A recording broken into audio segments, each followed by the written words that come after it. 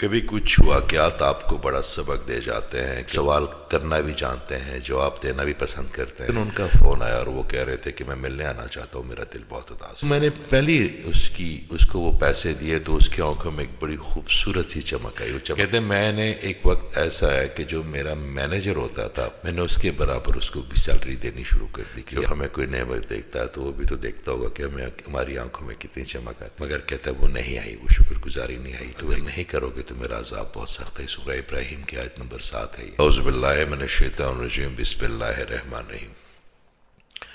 کبھی کچھ واقعات آپ کو بڑا سبق دے جاتے ہیں، کبھی کچھ کہانیاں آپ کی زندگی میں وہ موڑ لے آتی ہیں جو آپ کو روشنی کی طرف لے جاتی ہیں۔ میرے ایک دوست ہیں، وہ بڑے اچھے زمیندار ہیں پاکستان میں، بڑے ملنسار، اسپرچولیزم پہ بڑی نظر رکھتے ہیں، سوال کرنا بھی جانتے ہیں، جواب دینا بھی پسند کرتے ہیں، کھلے دل کے آدمی ہیں۔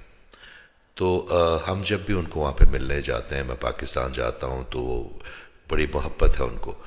تو اچانک ان کو پچھلے دن ان کا فون آیا اور وہ کہہ رہے تھے کہ میں ملنے آنا چاہتا ہوں، میرا دل بہت اداس ہے۔ تو میں نے کہا آپ تشریف لائیں۔ وہ لندن آئے، ہم بیٹھے، پرانے دن یاد کیے، کھانا کھایا، میموریز دیکھی ہم نے اپنی۔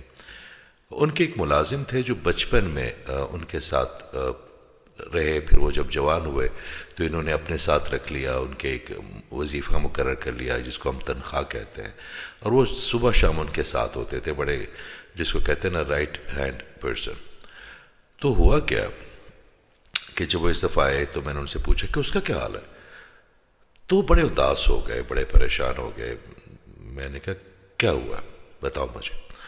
وہ کہتے ہیں کہ جب وہ میرے ساتھ بڑا ہوا تو ایک وقت ایسا آیا کہ میں نے سوچا کہ اس کو نا اب ضرورت ہے تو میں ان کے لیے مہینے میں کچھ لگا دیتا ہوں تاکہ اس کی اپنی فیملی بھی بنے، اور بڑا اچھا معقول میں نے ایک رقم سوچی جو اس وقت گاؤں میں لوگوں کو نہیں ملتی، تو میں نے وہ دینی شروع کی۔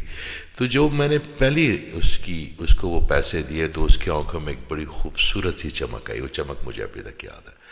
پھر جب دوسری دفعہ آیا تو میں نے اس میں سے تھوڑے سے کچھ اوپر دیے تو پھر وہ چمک آئی، مگر کہتا ہے کہ اعجاز پھر آہستہ آہستہ وہ چمک مان پڑتی گئی۔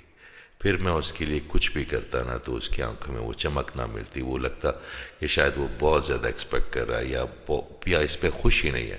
کہتے ہیں میں نے ایک وقت ایسا ہے کہ جو میرا مینیجر ہوتا تھا، میں نے اس کے برابر اس کو بھی سیلری دینی شروع کر دی کہ یار اس کی وہ چمک آئے، مگر کہتا ہے وہ نہیں آئی، وہ شکر گزاری نہیں آئی۔ تو ایک دن میں نے بڑا سوچا اور میں نے واپس اس کو گاؤں بھجوا دیا جہاں پہ وہ باقی لوگوں کے ساتھ زمینوں کی دیکھ بھال کرے گا یا جو بھی ان کے چھوٹے موٹے کام، مگر اپنے ساتھ دور کر دیا۔